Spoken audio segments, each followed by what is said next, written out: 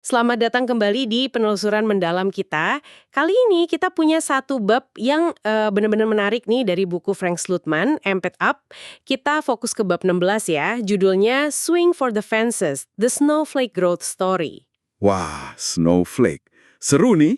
Iya kan? Sumber kita spesifik banget satu bab dari buku CEO legendaris yang, wah, terkenal jago bawa perusahaan ngebut hypergrowth gitu. Nah, misi kita hari ini mau coba bongkar nih, gimana caranya Snowflake pas dipimpin Slootman berani banget ambil langkah strategis gede justru pas mereka lagi kenceng-kencengnya tumbuh. Justru pas lagi enak-enaknya ya. Betul, pelajaran apa sih yang bisa Anda, para pendengar, ambil soal keberanian melihat jauh ke depan, bahkan pas grafik lagi naik terus? Bab 16 ini khusus soal perluasan visi Snowflake. Yuk kita gali bareng. Fokus yang menarik banget. Bab ini memang nyentuh sesuatu yang agak paradoks ya dalam strategi. Maksudnya betapa susahnya gitu loh, ngubah arah pas kapal lagi kenceng, angin lagi bagus. Banyak yang suka terlena kan di posisi itu. Jadi ini bukan cuma soal gimana jaga pertumbuhan, tapi soal keberanian buat ya transformasi mendasar gitu pas lagi sukses-suksesnya. Ngelihat tikungan pas jalan masih lurus. Oke, mari kita langsung masuk aja. Slootman kan nekenin banget di bab ini, pentingnya merencanakan langkah strategis berikutnya itu jauh sebelum kita ngerasa perlu. Dia gabung Snowflake itu April 2019, dan waktu itu perusahaan emang udah tumbuh kuat. Rasanya agak aneh ya, kenapa mesti buru-buru mikirin strategi baru kalau yang lama aja masih jalan banget? Apa sih urgensinya waktu itu? Nah, ini dia nih. Ini inti dari kepemimpinan strategis yang proaktif. Bukan reaktif. Kalau nunggu sampai sinyal butuh berubah itu jelas banget, terang benderang, seringnya tuh artinya udah telat. Mungkin udah ketinggalan beberapa langkah gitu. Kompetitor udah gerak duluan, atau pasarnya udah geser ke arah yang nggak kita duga. Slootman mungkin dari pengalamannya ya, dia sadar kalau apa yang mungkin kerasa terlalu cepat saat itu, ternyata jadinya malah tepat waktu. Atau bahkan hampir telat kalau ditunda lagi. Jadi pelajaran gedenya tuh gini, jangan sampai kesuksesan hari ini bikin kita nggak lihat potensi tembok atau perubahan besar di depan mata. Jadi bukan cuma lihat temboknya ya, tapi gimana caranya punya semacam radar gitu? Betul, radar buat deteksi getaran pasar, perubahan kecil, jauh sebelum kelihatan jelas. Ini soal gimana caranya kita nggak kejebak sama keenakan, sama inersia, yang justru sering muncul pas lagi jaya-jayanya. Itu poin penting banget. Dan emang sih Snowflake itu awalnya punya posisi yang kuat banget. Positioning awal mereka kan gudang data yang dibangun untuk cloud. The data warehouse built for the cloud. Itu kena banget. Kena banget. Mereka nantang pemain lama kayak Teradata, Oracle, Microsoft, tapi pakai arsitektur cloud native.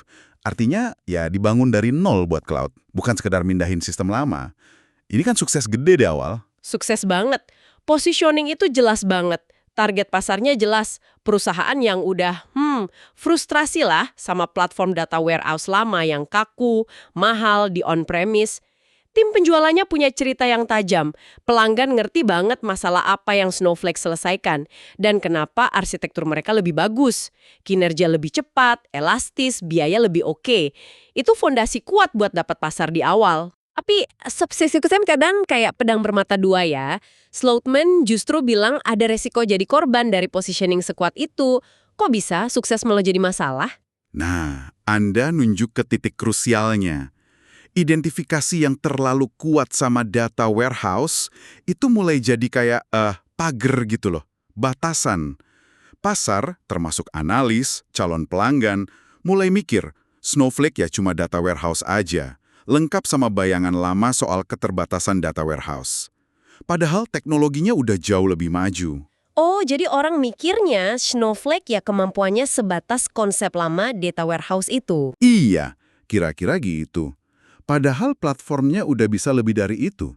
Ironis kan, label suksesnya malah bikin orang nggak lihat potensi Snowflake yang sebenarnya jauh lebih luas. Jadinya kayak kandang emas. Nyaman sih, tapi ya nggak bisa terbang lebih tinggi lagi. Risikonya mereka cuma menang di pasar data warehouse aja. Padahal teknologinya bisa buat main di liga yang jauh lebih gede. Nah, ini nih bagian seru dari cerita di bab 16. Justru pelanggan mereka yang paling maju mikirnya, yang dorong Snowflake buat mikir lebih luas. Mereka bilang, platform kalian ini bisa lebih dari gudang data loh. Kami pengen pakai buat ini, itu, anu. Ini kan validasi pasar yang kuat banget ya. Persis. Ini bukan masukan biasa. Ini sinyal pasar strategis. Pelanggan ini ngerasain sendiri betapa ribetnya kalau data mereka nyebar di mana-mana. Data silos itu loh, susah ngelolanya, susah ngamaninnya, dan yang paling penting susah dapat gambaran utuh buat analisis bisnis. Jadi mereka lihat Snowflake bisa jadi pusatnya gitu ya? Betul. Mereka lihat potensi Snowflake jadi kayak pusat gravitasi data baru yang bisa nyatuin macam-macam data dan kerjaan. Dorongan dari pelanggan ini jadi semacam amunisi lah buat Slootman dan timnya. Buat yakinin orang dalam kalau ganti narasi dan strategi itu bukan cuma pengen-pengen aja, tapi kebutuhan. Kebutuhan yang didorong sama pengguna paling canggih mereka. Ini bukti kalau platformnya udah lebih dari sekedar positioning awal. Lalu ini titik baliknya ya. Akhir 2019 mereka luncurin nih strategi baru, Data Cloud. Apa sih bedanya secara mendasar dari Data Warehouse Built for the Cloud? Kenapa ini langkah yang transformatif banget? Data Cloud ini lompatan besar dalam visi. Bukan cuma ganti nama atau nambah fitur dikit. Ini upaya buat, mendefinisikan ulang pasar tempat Snowflake main. Mereka nggak lagi cuma jadi gudang data yang lebih bagus di cloud, tapi jadi platform terintegrasi tempat semua data perusahaan, bahkan antar perusahaan, bisa hidup, interaksi, dan ngasih nilai. Ini jauh ngelampaui data warehousing. Oke, terus apa yang bikin beda banget secara teknis? Nah, kuncinya di kemampuan unik arsitektur Snowflake. Ada beberapa nih. Pertama, skalabilitas independen. Ini penting banget. Platform lama itu seringnya maksa kita nambah kapasitas computing buat query cuma gara-gara butuh nyimpan data lebih banyak. Atau sebaliknya, boros kan? Snowflake misahin ini total. Anda bisa skala compute dan storage sendiri-sendiri. Bayar sesuai pakai aja buat masing-masing. Ini fleksibel banget dan hemat biaya. Jadi macam-macam kerjaan bisa jalan bareng tanpa ganggu satu sama lain. Wah, oke. Itu udah beda ya. Terus apa lagi?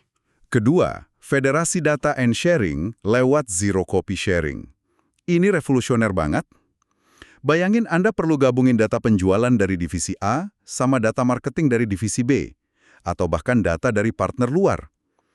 Cara lama kan? Salin data, pindahin, proses ETL, lama, mahal, resiko keamanan lagi. Nah, pakai zero copy sharing di Snowflake, data bisa dibagi antar akun secara virtual tanpa mindahin atau nyalin data fisiknya. Tunggu, jadi datanya nggak perlu di-copy? Nggak perlu. Data tetap di sumbernya, tapi bisa di-query bareng seolah-olah ada di satu tempat. Ini benar-benar ngurangin ribetnya kolaborasi data, percepat dapat insight, dan lebih aman juga tata kelolanya. Keren banget itu. Ada lagi? Ada. Ketiga, ini langsung nyerang masalah paling pusing buat banyak CIO. Mengatasi fragmentasi data. Data perusahaan kan biasanya nyebar tuh, di puluhan bahkan ratusan sistem beda. Bikin danau data atau gudang data terpusat itu proyek tahunan yang rumit dan mahal biasanya. Nah, Data Cloud ini nawarin visi platform tunggal yang bisa nampung macam-macam data, terstruktur, semi-terstruktur, dan beban kerja.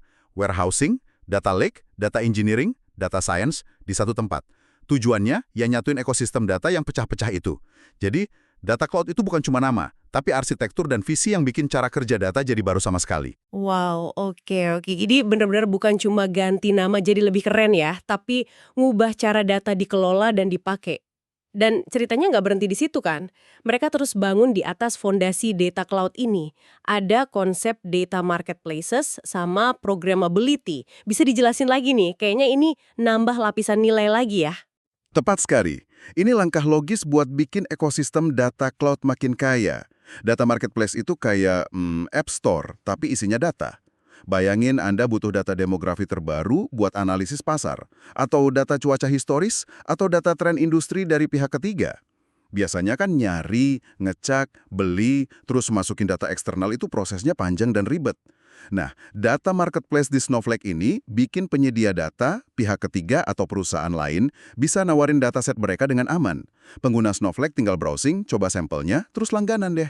Datanya bisa langsung dipakai buat analisis di Snowflake. Seringnya model bayarnya juga sesuai pemakaian. Oh, jadi gampang banget ya buat nambahin data dari luar? Gampang banget. Proses data enrichment jadi jauh lebih cepat. Startup tadi yang butuh data demografi kota, bisa dapat dalam hitungan menit, bukan minggu atau bulan. Ini ngebentuk efek jaringan. Makin banyak data di marketplace, makin bernilai platformnya. Oke, itu marketplace. Terus yang programmability? Nah, programmability ini langkah strategis banget. Artinya, Snowflake bukan lagi cuma tempat pasif buat nyimpen dan query data. Dengan programmability, misalnya pakai Snowpark yang dukung Python, Java, Scala, developer bisa jalanin kode langsung di dalam Snowflake, deket sama datanya. Ini buka pintu buat bangun dan jalanin aplikasi data langsung di platformnya. Contohnya, model machine learning buat deteksi penipuan yang jalan langsung proses transaksi, atau aplikasi analitik custom, atau pipeline data otomatis. Jadi Snowflake jadi kayak platform buat bikin aplikasi juga dong? Betul. Jadi, platform aplikasi data. Makin banyak data ngumpul di data cloud dan marketplace, makin menarik buat developer bikin aplikasi di atasnya. Jadi kayak lingkaran yang saling nguatin gitu. Jadi ini beneran kayak bangun kota digital ya? Data cloud itu infrastrukturnya. Marketplace itu pasarnya, tempat data dijual beli. Terus programmability itu bikin orang bisa bangun pabrik sama toko aplikasi di atasnya. Analogi yang bagus. Semuanya nyambung dan nguatin nilai platform secara keseluruhan. Ini visi yang jauh lebih gede dari sekedar gudang data. Nah, Slutman kan pakai analogi main poker di bab ini. Dia bilang, Snowflake punya kartu bagus, teknologinya, tapi itu aja nggak cukup. Menang kalahnya tergantung gimana mainin kartunya. Mereka bisa aja main aman, fokus menangin pasar data warehousing yang udah mulai mereka kuasai. Tapi mereka milih swing for the fences, ambil pukulan keras. Pas banget analoginya. Punya teknologi hebat, kartu bagus, itu satu hal. Punya nyali strategis buat mainin kartu itu biar menangnya maksimal, itu hal lain lagi. Snowflake bisa aja puas jadi raja di kategori data warehousing cloud, tapi mereka milih buat naikin taruhan secara agresif pakai data cloud, marketplace, sama programmability. Ini bukan cuma soal gimana bersaing lebih baik di pasar yang udah ada. Ini soal nyiptain pasar baru yang jauh lebih gede dan ngubah peta persaingan. Mirip kayak yang ServiceNow lakuin ya? Betul, mirip kayak ServiceNow. Mereka kan nggak cuma bikin helpdesk IT jadi lebih baik, tapi mereka ciptain platform manajemen layanan enterprise yang lebih luas. Snowflake ngelakuin hal mirip buat dunia data. Mereka ngubah aturan main, maksa pemain lain ngikutin agenda mereka. Cerita dari gudang data cloud terbaik jadi platform data cloud global itu pasti butuh penyesuaian gede-gedean kan? Dari engineering, produk, sampai sales, marketing. Gimana tuh ngelolanya? Tentu saja, transformasi segede ini nyentuh semua bagian perusahaan. Tim R&D, roadmap-nya jadi jauh lebih ambisius, lebih kompleks buat wujudin visi itu semua. Tim produk harus mikir platform, bukan cuma fitur. Tim marketing harus bangun cerita baru yang lebih luas, ngedukasi pasar soal kategori baru ini. Dan mungkin yang paling berat, tim sales. Kenapa tim sales paling berat? Karena mereka nggak lagi cuma jual solusi teknis buat masalah data warehousing, mereka harus jual visi strategis data cloud ke para pemimpin bisnis, ke CIO. Itu jualan yang lebih kompleks, lebih tinggi nilainya. Makanya ini nyambung lagi ke kenapa Slutman nekenin pentingnya mulai perubahan ini lebih awal. Butuh waktu buat nyamain langkah seorganisasi, bangun kemampuan baru, ubah pola pikir internal. Apalagi pas lagi anak-anaknya nikmatin sukses pakai formula lama. Ini ujian kepemimpinan banget sih, gerakin organisasi keluar dari zona nyaman yang sukses itu. Jadi, kalau kita tarik pelajaran utamanya nih buat Anda pendengar dari kisah transformasi berani Snowflake di bab 16 ini, apa yang bisa diambil? Gimana caranya Anda bisa coba buka apertur, memperluas pandangan dalam kerjaan atau bisnis Anda, terutama justru pas semuanya kayaknya lagi baik-baik aja? Mungkin pertanyaannya bisa dibalik gini. Coba deh, identifikasi apa sih cerita sukses Anda sekarang? Positioning produk Anda, strategi tim Anda, atau bahkan cara Anda ngelihat peran Anda sendiri. Nah, apakah cerita sukses itu yang mungkin bawa Anda ke posisi sekarang, tanpa sadar malah mulai ngebatesin potensi Anda buat langkah berikut yang lebih gede? Gimana caranya Anda bisa ngelatih kepekaan buat nangkep sinyal-sinyal lemah? Dari pelanggan, dari pasar, dari teknologi, sinyal yang mungkin unjukin ada peluang atau ancaman di luar batasan sukses Anda sekarang. Kisah Snowflake ini kan soal keberanian strategis buat mempertanyakan bahkan nantang formula sukses yang udah ada. Demi ngejar potensi masa depan yang mungkin belum pasti banget, tapi jauh lebih menjanjikan. Bener banget. Pelajaran soal visi dan nyali ya. Jadi mari kita rangkum sedikit inti dari bab 16 Swing for the Fences ini.